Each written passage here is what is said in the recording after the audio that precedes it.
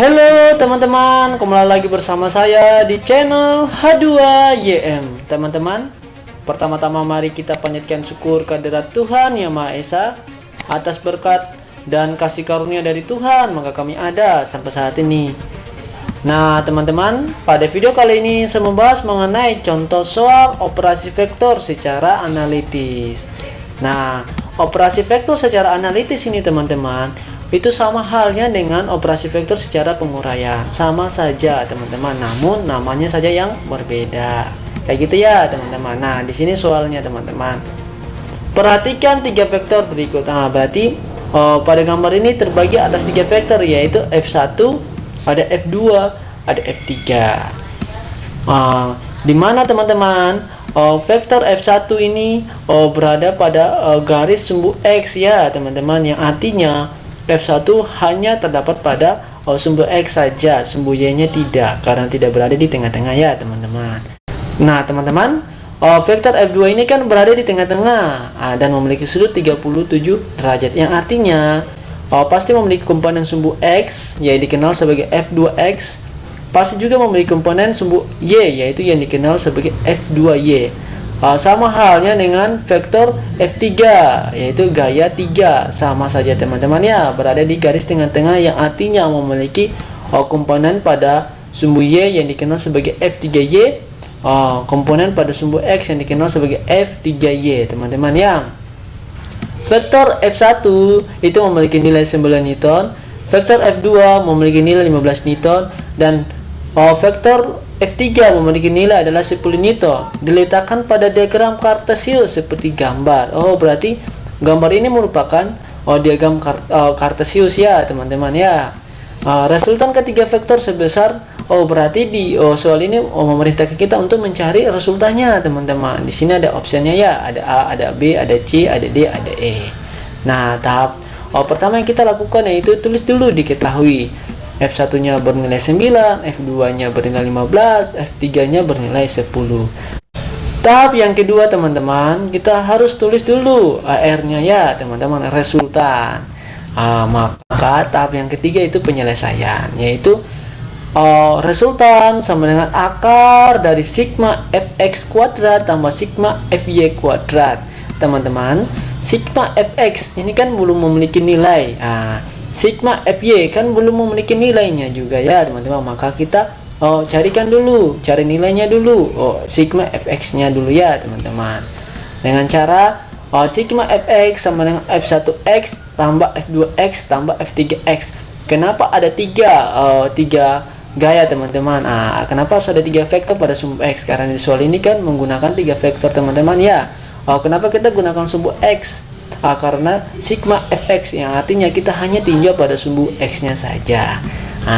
Teman-teman, F1x, kita perhatikan F1 nya itu F1, X nya karena sumbu karena F1 ini kan tidak memiliki sudut dan tidak berada di tengah-tengah, hanya pada garis lurus, berarti tulisnya hanya F1 saja. Ditambah F2X, F2 tetap sin 37 derajat. Kenapa kita gunakan sin 37 teman-teman? Teman-teman lihat nih pada sumbu X nya, sumbu X, apakah F2 pada sumbu X ini ada kena sudut? Kan tidak. Ingat, kena sudut cos, tidak kena sudut sin. Karena F2X tidak dikenai sudut, maka menggunakan sin. Sin apa? Sin 37 derajat. Nah, ditambah F3, tulis, kita perhatikan sumbu X nya F3 ada dikenai sudut tidak pada sumbu X? Kena. Makanya menggunakan cos 37 derajat. Kena sudut sin, kena sudut cos, tidak kena sudut adalah sin. Kayak gitu ya teman-teman. Nah, lanjut, F1 nya tetap tulis 9 Newton, ditambah buka kurung min 15. Kenapa min teman-teman? Lihat nih, F2 jatuh pada sumbu X negatif, makanya nilainya adalah negatif ya, negatif 15 Newton dikali 0,6. Sin 37 derajat adalah 0,6. Ditambah 10 Newton. Kenapa positif teman-teman? Karena F3X jatuh pada sumbu X positif, makanya 10 nya bernilai positif, dikali cos 37 adalah 0,8. Lanjut teman-teman, 9 tetap tulis 9, negatif kali positif hasilnya negatif. 15 kali 0,6 hasilnya adalah 9 Newton. 10 kali 0,8 hasilnya adalah 8. 9 kurangi 9 coret sisa 8 Newton. Berarti sigma Fx nilainya adalah 8 Newton. Berarti sigma Fx kan kita sudah peroleh teman-teman. Sisa kita cari lagi nilai sigma Fy ya teman-teman. Nah, tahap yang kedua cari nilai dari sigma Fy sama dengan F1y tambah F2y tambah F3y. Kenapa kita menggunakan 3 gaya? Karena terbagi atas 3 vektor. Kenapa kita menggunakan sumbu y? Karena hanya ditinjau pada sumbu y saja, kayak gitu ya teman-teman. Nah, F1y kita lihat F1 kan hanya berada pada garis lurus pada sumbu x, yang artinya F1y nya tidak ada, makanya F1y nya bernilai 0. Ditambah F2 cos 37 derajat, F2y kita lihat F2y ini kan dikenai sudut. Kena sudut berarti cos kan. Berarti cos 37 derajat. Ditambah F3y teman-teman. Kita lihat nih F3y apakah kena sudut? Tidak kan? Makanya berarti menggunakan sin 37 derajat. Kayak gitu ya. Lanjut.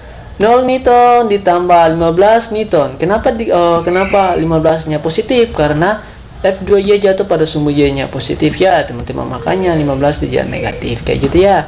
Ditambah min 10 Newton. Kenapa? F3-nya min teman-teman. Lihat nih. F3-nya F3y jatuh pada sumbu y negatif kan? Makanya hasilnya adalah min 10 Newton dikali 0,6 teman-teman ya. Sin 37 adalah 0,6. Cos 37 adalah 0,8. Kayak gitu ya teman-teman. 15 kali 0,8 hasilnya adalah 12 Newton. Min 10 kali 0,6 adalah min 6. Kayak gitu ya. 12 dikurangi 6 hasilnya adalah 6. Yang artinya sigma Fy itu adalah 6 Newton. Berarti teman-teman, sigma Fx nya kita sudah peroleh, sigma Fy nya kita sudah peroleh. Tinggal kita masukkan ke dalam rumus resultan. Karena apa? Di soalnya kan menanyakan tentang resultan. Tinggal masukkan aja ya teman-teman. Nah, kita lanjutkan teman-teman. Ini R itu adalah resultan sama dengan akar dari sigma Fx. Kan 8 nilainya. Terus jadi 8 Newton. Buka kurung, tutup kurung, dikuadratkan. Karena di sini kan kuadrat. Ditambah 6 Newton. Berarti buka kurung 6 Newton, tutup kurung, dikuadratkan. Lanjut teman-teman. 8 kali 8 64 Newton kali Newton, Newton kuadrat. Ditambah 6 kali 6 36 Newton kali Newton adalah Newton kuadrat. Lanjut lagi teman-teman. 64 Newton kuadrat tambah 36 Newton kuadrat adalah 100 Newton kuadrat. Akar dari 100 adalah 10. Akar dari Newton kuadrat adalah Newton. Nah teman-teman, berarti nilai resultannya adalah 10 Newton. Apakah jawabannya adalah 10 Newton? Nah ternyata jawabannya adalah C teman-teman ya.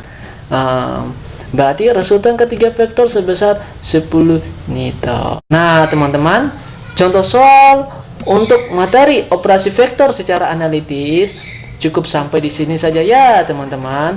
Kalau ada saran, kalau ada sanggahan, silakan teman-teman mengomentari video kami. Teman-teman, jangan lupa ya di like, subscribe, dan share video kami agar channel kami lebih berkembang lagi ke depannya. Akhir kata, Tuhan memberkati.